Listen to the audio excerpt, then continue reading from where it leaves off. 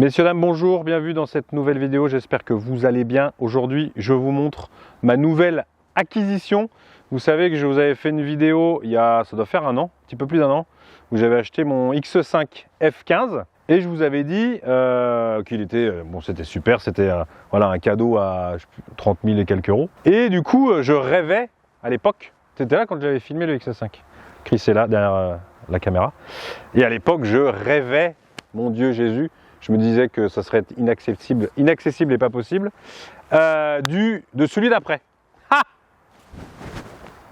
Et il est là, le cochon.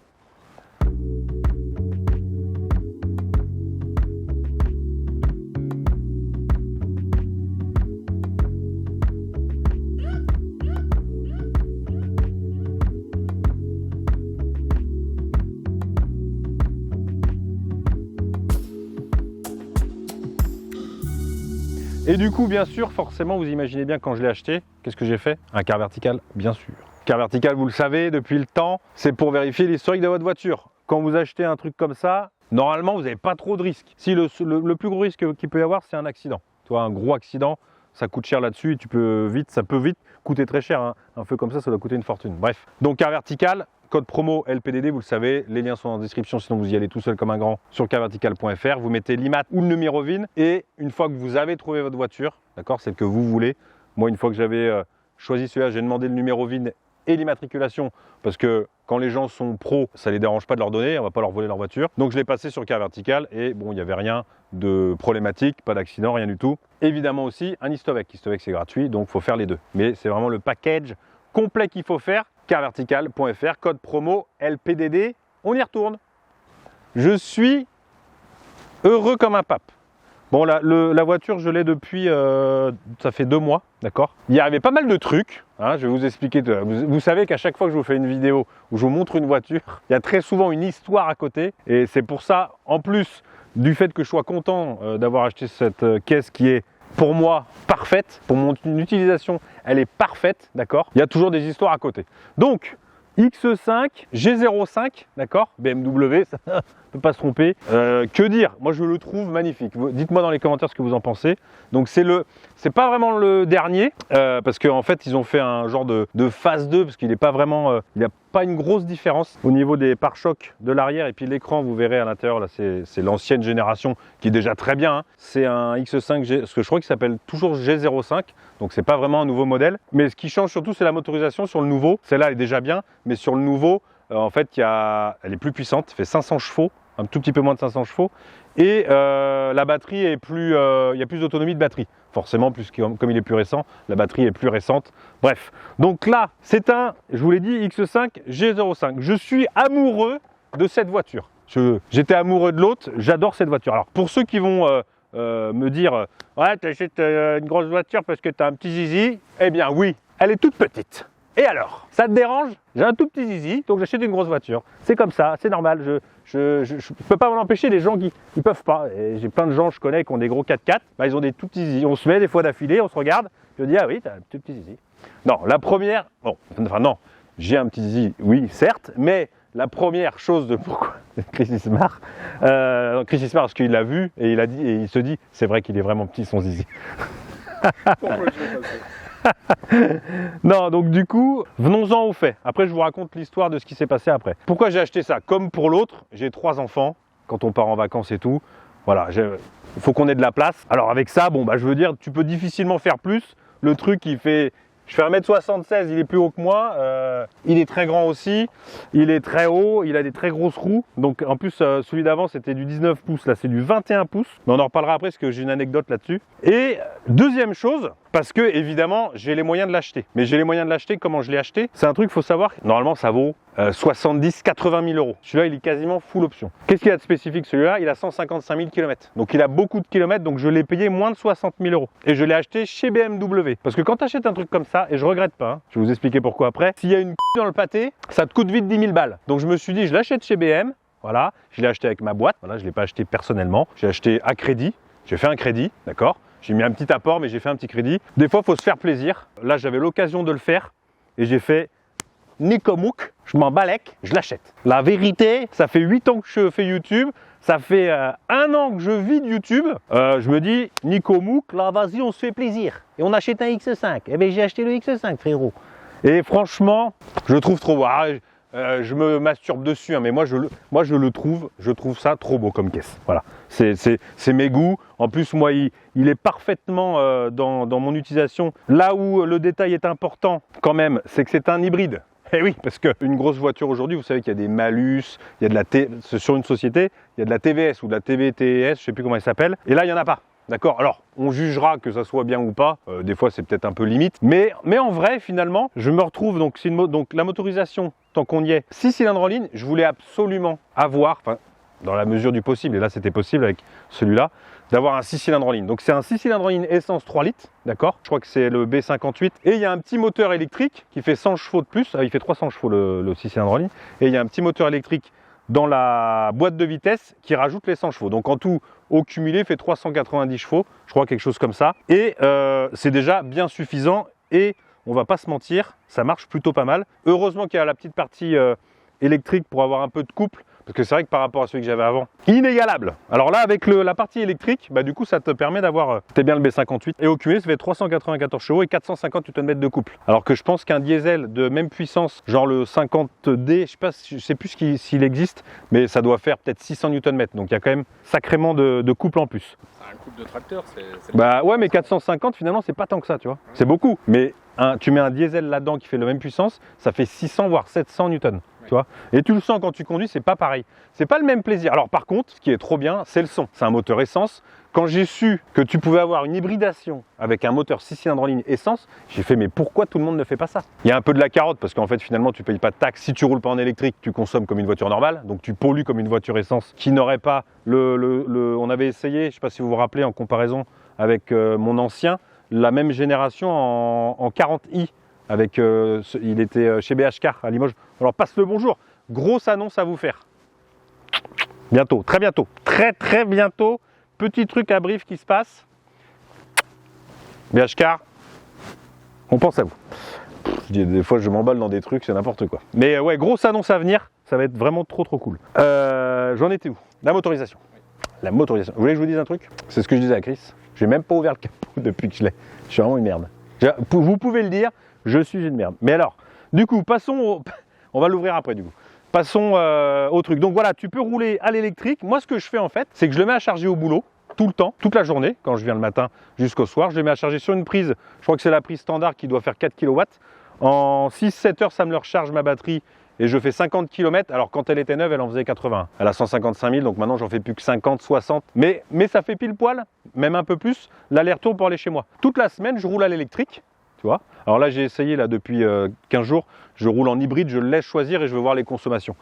Mais si tu roules, alors c'est un peu débile parce qu'ils te mettent des consommations, évidemment, vous le savez, 3 litres 5 au 100, 3 litres 5 au 100, oui, si tu roules tout le temps à l'électrique. Ce qui est logique, vu que ta consommation essence, si tu fais 300 km à l'électrique sur un plein et que tu as fait 300 à l'essence, bah, tu as une consommation ridicule de 3 ou 4 litres. Alors que c'est pas comme ça réellement que ça se passe. Et en plus, c'est faussé parce que ta consommation de 3 ou 4 litres, ils te comptabilisent pas. En fait, ils font comme si l'électricité que tu mettais dedans était gratuite, alors qu'elle n'est pas gratuite, l'électricité que tu mets dedans. Donc toi, c'est un peu biaisé. Ça coûte quand même moins cher que de rouler à l'essence, l'électricité, pour l'instant. Parce que Bruno Le Maire, il a dit, je n'augmenterai pas de plus de 10%. 9,8. Ah ben, il est dans les clous. Ben, il est dans les clous, mon gars. Il a dit ce qu'il faisait, il l'a fait. Bon, donc du coup, regardez-moi ces jantes. Magnifique. Je vous raconterai après l'histoire. Donc étrier de frein bleu énorme. Évidemment, c'est des M, c'est un paquet M. Hein. Les BMW laser, les phares, 600 mètres de portée, ça éclaire jusqu'à Paris. Je suis à Brive, moi, ça. Des fois, les gars à Paris me disent ah bah, oh, on voit ton X5, putain, tu fais chier. Je dis ça va. Pardon. Alors les pneus, par contre, alors déjà l'autre, quand j'ai changé les pneus, je me suis fait, comment dire, gentiment. J'ai pas les mots. C'était du 19, là c'est du 21. Donc je vais faire comme tout le monde, je vais le vendre avant de changer les pneus. Tu sais. Souvent les gens ils font ça, tu vois, comme ça. Avant de faire la vidange, avant de faire la distribution, avant de faire les pneus, je le vends. Le gars il se dit la même chose après. Je vais l'acheter, je referai les pneus. Sauf que bon. Exactement, bien vu l'aveugle. Donc là c'est du, sur celui-ci, évidemment je le trouve. Ah voilà, 275 40 21, donc ce qui est déjà pas mal. Mais alors derrière, Et c'est là la petite anecdote, c'est du 315 35 21. Et vous savez quoi, j'étais chez Armada la semaine dernière, la GT3 RS, la nouvelle là qui est sortie. Ils en avaient une qui faisait un, je sais plus ce qu'ils faisaient dessus. Alors magnifique, hein. Oh la vache. Ça c'est ma nouvelle voiture de rêve, hein. J'aurais certainement jamais, mais bon bref. Et bien la GT3 RS à l'arrière, c'est du 315 30 21. C'est la même taille de pneus. Bon, ils sont pas pareils, hein. C'est des pneus de bagnole de course, ils sont pas foutus pareil, mais c'est la même taille. Quand j'ai vu ça, j'ai fait incredible. Bon bah sinon vous voyez, voilà, vite teinté, voilà, je vis un rêve éveillé avec ce X5. Vous savez, quand j'ai acheté l'autre X5, bon là jamais de la vie je m'étais dit un jour je pourrais m'acheter une bagnole à 30 000 balles. Et quand j'ai acheté le X5, bah, déjà j'étais heureux comme un pape, tu vois. Et putain, j'ai un nion là, je crois qu'il était pas celui-là. Et du coup, jamais de la vie je m'étais dit bah je pourrais un jour acheter un truc à 60 000 balles, un petit peu moins de 60 000 balles. Eh bien si, vous voyez, il faut croire en ses rêves et il faut travailler surtout. Et il faut croire en soi, parce que je peux te dire que pendant 7 ans, quand tu ne gagnes pas un copec avec YouTube, voilà, faut être motivé quoi. Hein, ouais, ça, je veux dire. Il faut le préciser. Oui, voilà, c'est important de le dire, c'est que pendant longtemps, je n'ai pas gagné un copec, d'accord. Donc voilà, là maintenant que je gagne 3 copecs, bah, je me fais plaisir. Voilà, j'ai acheté une belle voiture, je suis content. Avec la boîte, hein, c'est pas pareil. Hein. C'est vrai que ça fait une sacrée différence quand même parce que c'est pas les mêmes coûts. Bref, donc c'est un pack M. Il est beau, 45E. Évidemment, hop. Regarde Chris, t'as vu? Facile. L'ouverture avec les pieds, avec ce que tu veux. Par rapport à l'autre, t'as ça qui est électrique. Celui que j'avais avant, c'était manuel. Et par contre, du coup, t'as moins de place dans le. T'as 500 litres de coffre. Et du coup, t'as que cette petite partie là pour mettre les câbles et trucs parce qu'en fait, ici maintenant, t'as les batteries. Et oui, forcément. Alors qu'avant, tu avais un gros espace et c'était pas mal. Et bon, tu vois, c'est des petits vérins, ils se foutent pas de ta gueule. Évidemment, tu peux sortir la boulette. Il a la boulette. Et tu peux baisser le châssis. Soit ici, soit de l'intérieur. Mais de l'intérieur, on verra tout à l'heure. Donc voilà. Et donc, voilà, donc les vitres teintées. À l'extérieur, je sais pas ce qu'il a de particulier, mis à part qu'il est beau. Pardon. Mais il est, en tout cas, c'est vrai que j'avais pas tilté, mais il est haut ce con. On peut si, on va ouvrir le capot, ça sera la première fois comme ça. Je sais, j'ai jamais ouvert le capot, pardon. Enfin, je crois, il me semble que je l'ai pas ouvert. Hein. Bah oui, mais tu sais, des fois je te dis des bêtises. Là, c'est la trappe à ski, c'est la trappe à électricité. Hein. Hop. Mais bon, il me semble que je l'ai pas ouvert. Hein. Et vous voyez, il a les trucs qui s'ouvrent quand il faut ou quand il faut pas. Le museau. Oula. Bon, alors là, attention, parce que je crois qu'il va falloir avoir le permis d'ouvrir de coffre. Peut-être qu'il faut que je le fasse 2 fois. Ouais, je crois que je l'ai jamais ouvert. Hein. Ah, ou c'est parce qu'il s'est fermé peut-être? Ah oui, c'est 2 fois. Autant pour moi. Voilà. Voilà. Non, j'ai jamais ouvert. Je l'ai jamais ouvert, bonne nouvelle. Bon, bah il est propre. Au moins, il y a un moteur dedans. Je sais. J'étais pas sûr, mais au moins, il y en a dedans. On voit les gros câbles électriques là qu'il ne faut pas toucher. Je vous l'ai dit, il a 155 000, donc voilà, donc la partie électrique est dans la boîte. Et en fait, alors le compteur c'est pareil, il faut avoir Polytechnique, hein, parce qu'il y a tout un tas d'informations sur le compteur, que digital, je vous montrerai tout à l'heure. Le capot est immense. Tu sais quoi, on pourrait presque s'y allonger là, au-dessus du moteur. Presque, évidemment, j'exagère un peu, mais... Donc les feux laser, donc on les reconnaît, les feux laser, parce qu'il y a la petite partie bleue dedans. En plastique là, et ça éclaire évidemment très très bien, et je crois que ça éclaire jusqu'à 600 mètres, 600 km, je vous l'ai dit tout à l'heure, je vois la tour Eiffel. Donc il y a des petites caméras ici, petites caméras au niveau des rétroviseurs, tu as le 360, bon ça on regardera ça tout à l'heure. Donc voilà, qu'est-ce que je peux, alors si, il y a quand même quelque chose d'important, c'est vous raconter un petit peu parce que évidemment tout s'est pas bien passé. Alors déjà, premièrement, donc je vous l'ai dit, je l'ai acheté chez BM. Je me suis dit, si j'achète ça, je l'achète chez BM. Je me décale un peu. On va se mettre là, j'ai le soleil dans la gueule. Je me suis dit, si je l'achète un truc comme ça, à ce prix-là, je vais l'acheter chez BM. Et ça tombait bien. Le seul que j'ai trouvé avec autant de kilomètres, parce que sinon, avec moins de 100 000, c'est plutôt 80... Comme il est quand même pas toute option, parce qu'il y a toujours des options qu'on n'a pas, mais il en a beaucoup. T'es plus même au moins à 80 000. Donc bon, j'avais 80 000, je pouvais pas. Je voulais pas faire all-in non plus. Hein. Je vous parle des prix en toute transparence, hein, comme d'habitude. Hein. Quand j'achetais une 605 et qu'on me l'avait donné, je vous disais qu'on me l'avait donné. Bon bah là, c'est pas la même chose, mais je vous le dis en toute transparence aussi. J'ai rien à cacher, je m'en fous. Oui, c'est vrai que j'aurais préféré qu'on me le donne. C'est bon.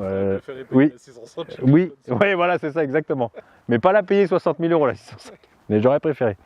Et donc je me dis, je l'achète chez BM, parce que si jamais, malheureux, il y a un problème, il sera garanti.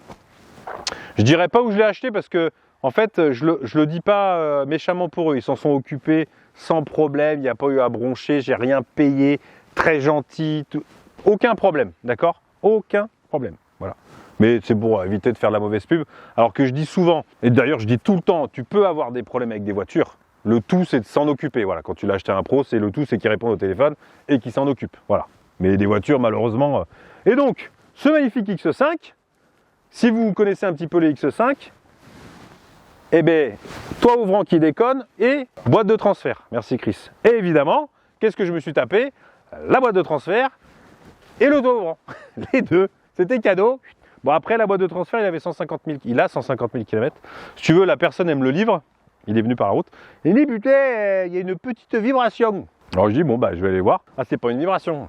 Là, j'ai fait, ok, d'accord.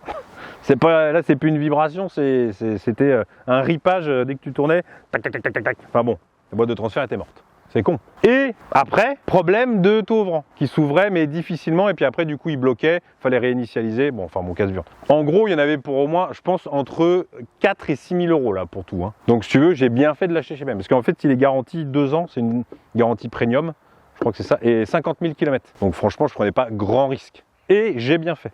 Parce que tu achètes ça à un particulier et puis t'arrives ça.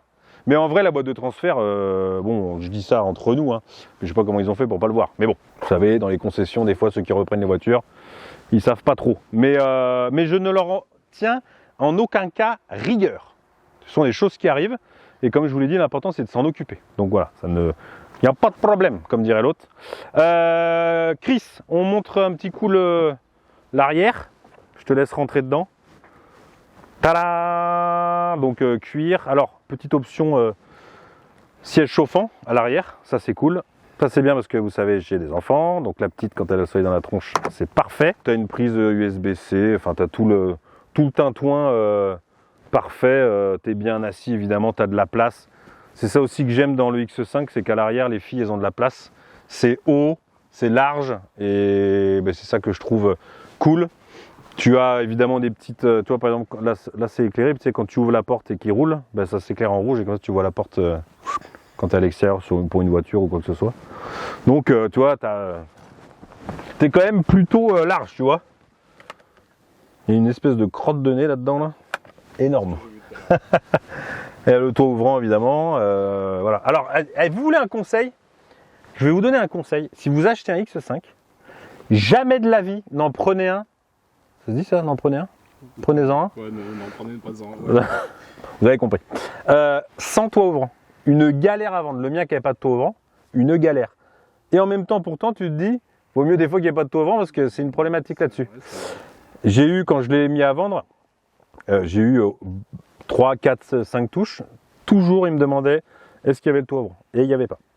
Donc un conseil, si vous achetez un SUV, je pense que c'est en général un SUV, il vaut mieux avoir le toit ouvrant s'il est disponible. Vous le vendrez pas forcément plus cher, mais plus facilement. D'ailleurs, je passe le bonjour à BH Car à Brive, Mathias, Julien et Noé qui ont vendu qui ont réussi à vendre le X5. Il y a d'ailleurs vendredi là qui arrive. Et la RS3, si vous l'avez vu passer sur les réseaux, elle est vendue aussi. Et là, elle était vendue aujourd'hui ce matin. Donc on va se mettre à l'intérieur, Chris, et puis on va montrer ce qu'il y a à l'intérieur, parce qu'à l'intérieur, il y a plein de choses à montrer aussi. Hein. Je vous le dis, hein, c'est bon, c'est bon. Hop là. Alors, le plaisir de rouler avec une voiture de 2020, c'est que ça bip tout le temps. Hein. Ça, vous pouvez y aller, ça veut toujours biper. Alors, donc je vous l'ai dit, il est toute option ou presque, parce qu'il y a toujours des options incroyables sur les X5, genre derrière, mais je sais pas c'est lesquelles qui sont avec cette option-là. Mais tu sais, derrière, tu peux avoir tu as des barres en alu dans le coffre. Et en fait, quand tu roules, ça gonfle une partie en caoutchouc.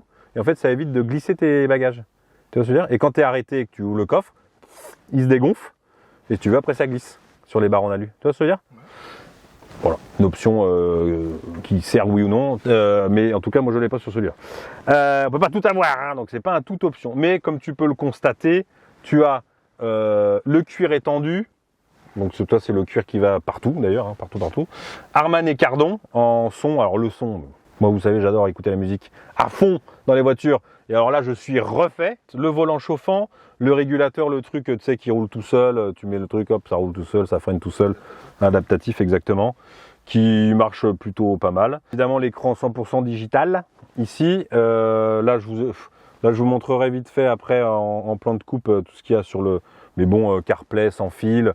Tu as des options dans tous les sens dans les réglages. Pour trouver un truc, mon gars, faut faire Polytechnique, c'est pareil, c'est incompréhensible. Tu as un petit écran là qui est sympa avec la température que tu mets ici. Ça, c'est joli. C'est joli tout plein. Ah oui, c'est parce que je ne l'ai pas démarré. Après, je vous parlerai des modes de conduite, des récupérations de machin. On peut baisser le châssis, on peut baisser la voiture de hauteur et la monter d'ailleurs aussi. Ça, c'est l'option que je trouvais pas très belle, mais elle était dessus, donc j'ai fait ne pas acheter parce qu'il y a le diamanté, je sais plus comment ils appellent ça. Mais finalement, je m'y suis habitué. Et puis bon, bah, ça va, c'est joli. Là, c'est éclairé en blanc et la nuit, ça s'éclaire en orange. Alors, ce qui est trop bien, une option qui est trop bien. Alors, il y en a une qui est trop bien. C'est les sièges ventilés. Je les ai pas essayés encore parce qu'il fait pas assez chaud. Alors, ventilé, massant, chauffant et électrique évidemment. Tu peux régler ça, tu peux régler l'avance, tu peux régler. Lui, tu le règles, toi, électrique aussi. Bon, ça ça arrive un petit peu partout. Les gobelets, tu peux les faire, tu as chauffant et réfrigérant, tu as la recherche en fil induction. De toute façon, j'en oublie, tu as les palettes au volant évidemment, caméra de recul 360, enfin il y a tout un tas de trucs, je vous l'ai dit, le toit ouvrant. Et je savais même pas le toit ouvrant, en fait, je ne sais pas si vous le verrez, je vous ferai un plan après, c'est que tu as des petits points et en fait les néons s'allument. Et ça éclaire en fait les petits points dans le vitrage et du coup ça fait comme un ciel étoilé entre guillemets. Et apparemment ça c'est une option. Il y a un truc aussi sympa, quand tu mets les sièges chauffants, ça chauffe ici aussi et ça chauffe ici aussi. Incroyable. T'es là, t'es comme ça. Et là, alors, volant chauffant, coude chauffant, siège chauffant, t'es comme ça, il fait trop chaud. C'est trop bien. Et le truc trop bien, c'est que j'ai l'application, donc tu as l'application BMW et en fait je programme tous les matins le chauffage dans la voiture. Donc dès qu'on rentre dans la voiture, comme je pars toujours à la même heure pour emmener mes filles à l'école, quand on rentre dans la voiture, il fait chaud mon gars. Et quand il fait 0 degré dehors et que tu rentres, mais ça c'est un pied monumental. Le jour où j'ai plus ça, je me pends à un arbre. La descente sera dure, le jour où je ferai faillite, ou le jour où vous ne m'aimerez plus et vous ne voudrez plus me regarder. Donc du coup, mais ça c'est trop bien. C'est-à-dire que je sorte chez moi en pull, mais juste le temps de sortir de chez moi et de rentrer, il fait déjà chaud. Ça, c'est trop bien. Vraiment trop bien.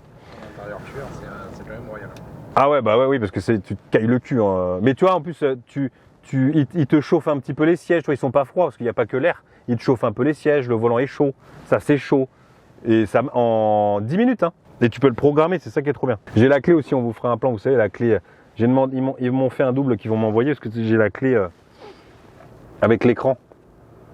Donc tu peux... attends, hop, je la déverrouille. Donc tu as tout. Enfin, tu as tout. On refera des plans de coupe. Tu peux contrôler la hauteur, voir si la lumière est allumée, tu as l'autonomie et voir ton prochain départ à l'heure de départ et le chauffage justement. Et puis voir si elle est fermée ou ouverte ta voiture. Ouais, ça c'est vraiment gadget. Hein. Et je trouve que ça vaut une fortune en option. Et ça sert à rien parce qu'en plus c'est gros et tu peux même pas l'accrocher à un porte-clés. Sinon, tu as la clé standard BMW que je dois recevoir dans pas longtemps d'ailleurs. Donc franchement, mais vraiment zéro regret. Même s'il me coûte la peau des tous les mois, trop bien. C'est vraiment une super caisse. Ça se conduit, je vous dis, on va aller faire un tour de toute façon. En électrique, alors les gens ils disent l'électrique c'est nul, la plupart des gens n'ont jamais essayé.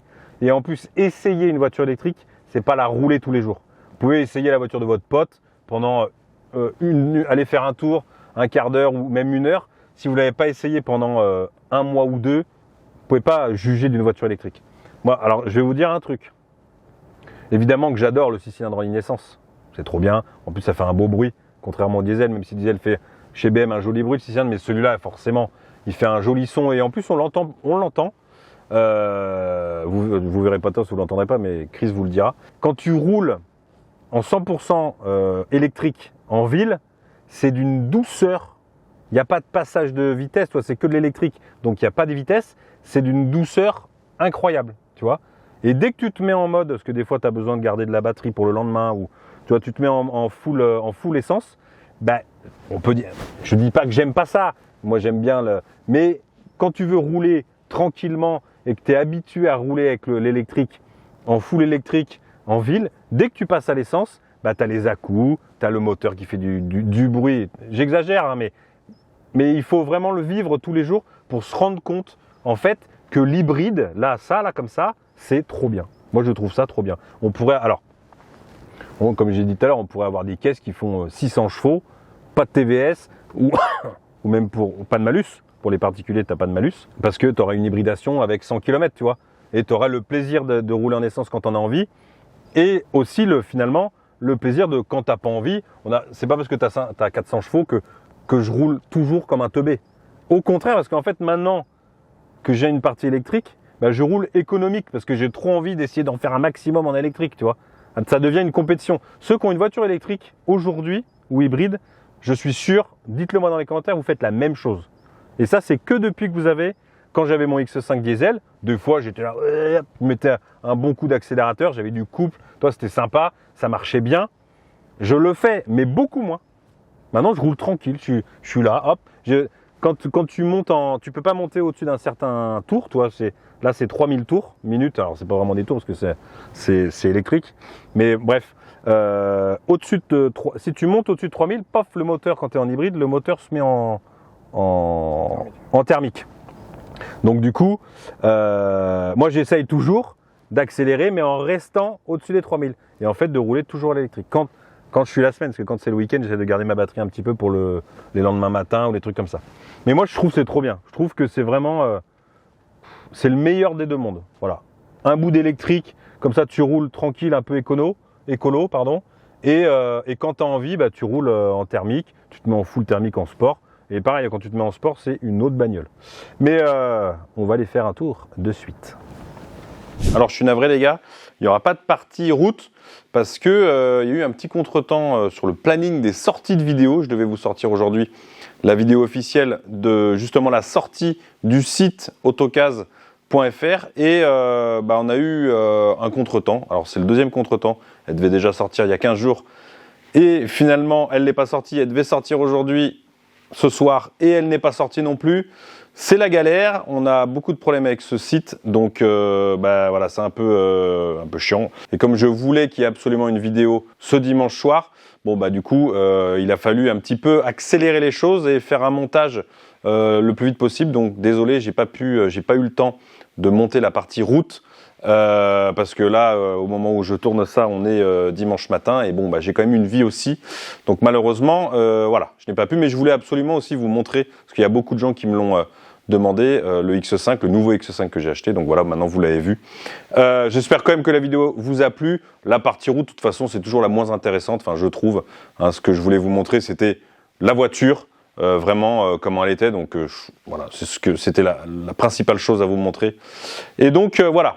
Malheureusement, voilà, c'est des choses qui arrivent. Ça arrive pas souvent, mais voilà, par exemple, il y a 15 jours, on devait sortir l'annonce officielle de autocase.fr avec une vidéo, un concours, et ça s'est pas fait. Et donc la fois dernière, on avait une vidéo d'avance, et sauf que là, pas de vidéo d'avance, malheureusement. Donc c'est un peu chiant. Ce site me casse les bonbons, mais bon, on n'en est pas, on n'est pas dans cette vidéo pour parler de ça. Je vous dis à dimanche prochain pour une nouvelle vidéo. Alors. Ça m'étonnerait que ça soit le site, hein. Le site, j'en ai jusque là, donc il va rester dans un coin pour l'instant. Et on avisera, mais en tout cas, dimanche prochain, il y aura une vidéo, parce que le dimanche, c'est les pilotes du dimanche.